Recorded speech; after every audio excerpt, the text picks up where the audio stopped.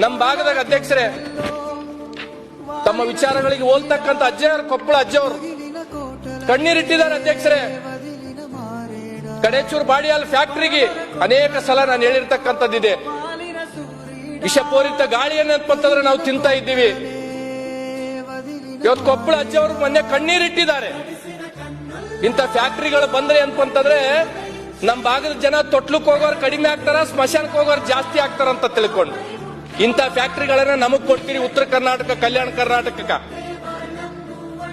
ಹೇಳ್ತಾರೆ. ಮೊನ್ನೆ ಅಜ್ಜವ್ರು ಹೇಳಿದ್ರು, ಸರ್ಕಾರ ನಮ್ಗೆಲ್ಲರಿಗೆ ತಾಯಿ ಇದ್ದಂಗ, ವಿಷ ಕೊಟ್ರು ಕುಡಿತೀವಿ, ಹಾಲು ಕೊಟ್ರು ಕುಡಿತೀವಿ ಅಂತ ತಿಳ್ಕೊಂಡು ಕಣ್ಣೀರಿಟ್ಟಿದ್ದಾರೆ ಅಧ್ಯಕ್ಷರೇ. ಇದು ನಮ್ಮ ಭಾಗದ ಪರಿಸ್ಥಿತಿ ಅಧ್ಯಕ್ಷರೇ. ಚಲೋ ಚಲೋ ಫ್ಯಾಕ್ಟರಿಗಳೆಲ್ಲ ಈ ಕಡೆ, ವಿಷ ಗಾಳಿ ಅಂತಂದ್ರೆ ಅದರಿಂದ ಬಂದೆ ಅಂತಂದ್ರೆ ಸಾವುಗಡ ಆಗ್ತಕ್ಕಂಥವೆಲ್ಲ ಉತ್ತರ ಕರ್ನಾಟಕ.